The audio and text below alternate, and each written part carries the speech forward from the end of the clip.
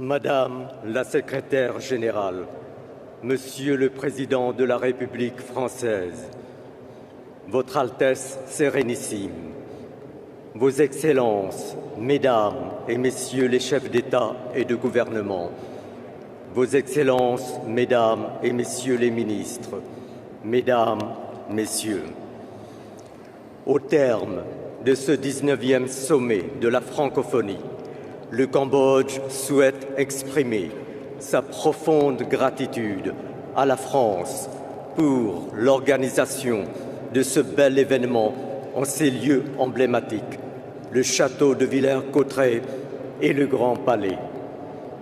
Nous souhaitons mettre en exergue les actions menées par Madame Louise Mouchiki-Wabo, secrétaire générale de la francophonie.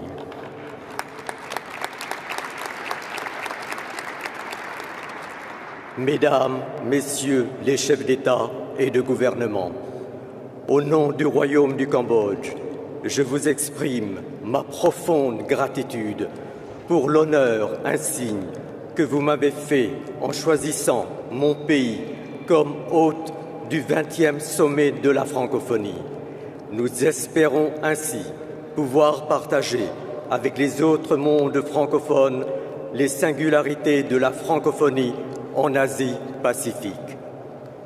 Quel plus bel hommage pouvait être rendu à son regretté roi, Sa Majesté Norodom Sihanouk, mon auguste père, qui a œuvré aux côtés des 3 autres fondateurs de la francophonie, Léopold Sédar Senghor du Sénégal, Habib Bourguiba de Tunisie et Hamani Diori du Niger. Mon auguste père savourait la langue française, il s'en réjouissait, il en jouait, il se l'est approprié.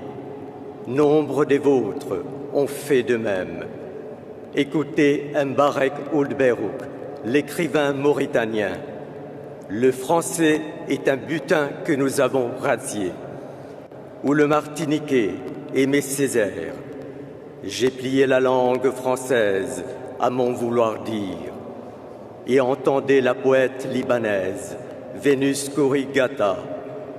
Mon rêve, c'est d'écrire le français de droite à gauche, avec l'accent arabe et inversement. Le français est aussi une de nos langues, et toutes ces langues se parlent entre elles. Au-delà de nos identités diversifiées, tant chéries, nous sommes liés par ce patrimoine commun, cette langue qui nous permet d'échanger et de nous nourrir mutuellement de nos expériences respectives, sans rien renier de nos identités multiples. Alors oui, mon pays réaffirme plus que jamais son ferme attachement à la francophonie. Et dans un monde bouleversé par des violences que nous pensions d'un autre temps, le Cambodge souhaite réitérer son adhésion aux valeurs de la francophonie, à ses principes et son profond attachement en une diversité culturelle et linguistique, moteur du développement humain, et à un multilatéralisme respectueux des règles, érigé en fer de lance de la croissance. Dans un contexte multilinguiste, le français joue un rôle fédérateur dans le développement économique. La mission économique et commerciale organisée en 2022 par l'Organisation internationale de la francophonie au Vietnam et au Cambodge avait ainsi été l'occasion, Madame la secrétaire générale, de constater avec vous les opportunités d'affaires entre cette partie de l'Asie et le reste du monde francophone, en y incluant évidemment nos partenaires du continent africain. Cette ambition nous porte et le gouvernement royal, conduit par notre Premier ministre, Samdech Moha Bobo Thepadei Hun Manet, s'y est engagé. Madame la secrétaire générale, Monsieur le Président, Votre Altesse Sérénissime, Vos Excellences, Mesdames, Messieurs, nous vous attendons avec un immense plaisir en 2026 au Cambodge. Une occasion aussi pour vous de découvrir l'envoûtante beauté du site d'Angkor, âme de notre nation et berceau de la culture khmère. Site exceptionnel, inscrit sur la liste du patrimoine mondial de l'UNESCO. Les temples d'Angkor ne sont pas uniquement un joyau d'architecture, ils sont l'aboutissement d'une intime entente entre nature, culture, spiritualité et innovation.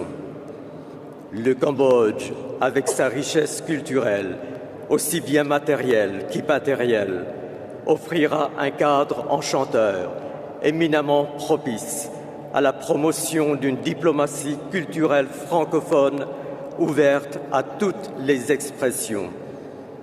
Nos anciens avaient compris que la culture est condition et vecteur de développement, qu'une relation harmonieuse entre environnement et être humain s'imagine, se réfléchit, se construit. Rappelons-nous cette leçon aujourd'hui, au nom d'un développement durable et juste, d'un développement soucieux de l'avenir de nos jeunesses et respectueux de la sagesse de nos ancêtres. C'est avec la fébrilité et la fierté d'un pays qui reçoit pour la première fois les membres de sa vaste famille francophone